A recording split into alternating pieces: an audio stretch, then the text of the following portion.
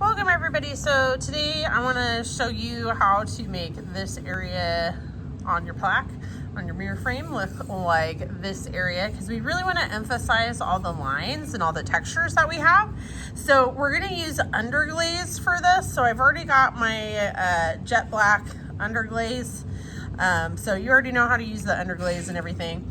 But what I really want to point out to you is we did get all these little small brushes. It's going to be significantly easier for you to make it ultimately look like this if you take the time to do this part. If you try to do it like with a really big brush and you just blob it on, you tend to get all these little funky spots where there's no glaze inside there, and then that kind of defeats the purpose. And you use a huge amount of the Underglaze and you still have blank areas.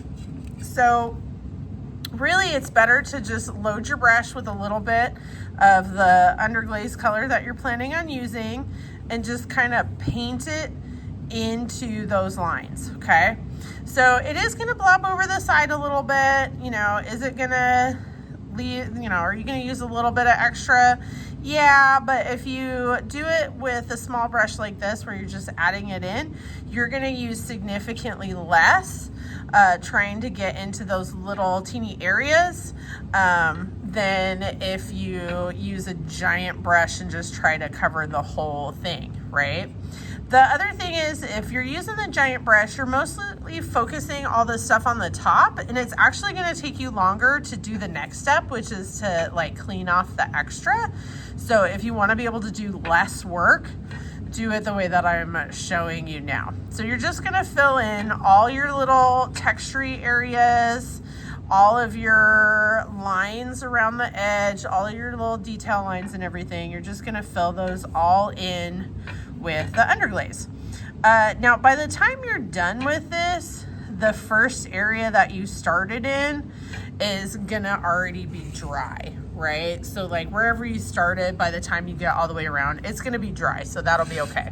Now for this next part, to actually wipe off the extra, you'll want to do this part at a sink, and because you want to be able to frequently clean your sponge. You want your sponge to be clean. If it's got a little stain on it, that's fine, but you don't want it to have extra like clay or glaze or anything stuck in it.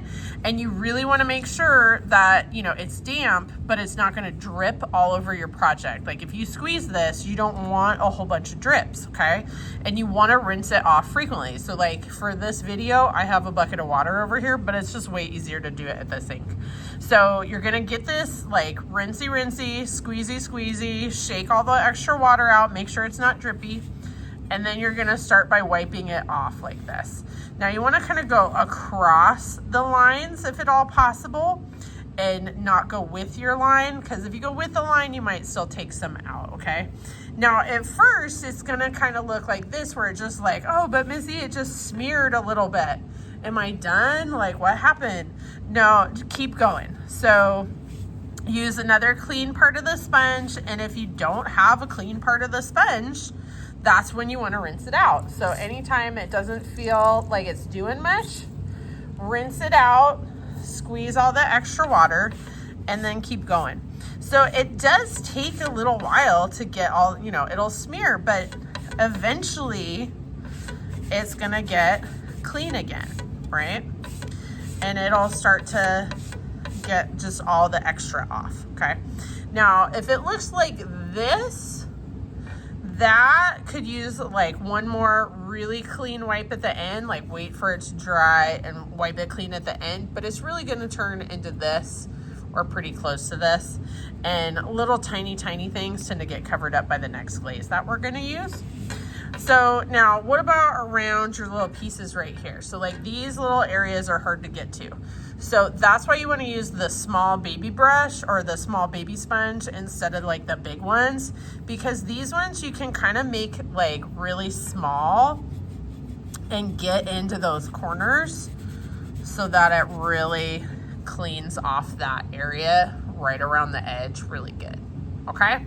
So you're gonna underglaze all of the texture, all of your lines, any little detail bits, and then once you've got it, you know, painted like this with the underglaze, then you're gonna wipe off all the extra, and then we'll move on to the next step in the next video. All right, thanks everybody, happy glazing.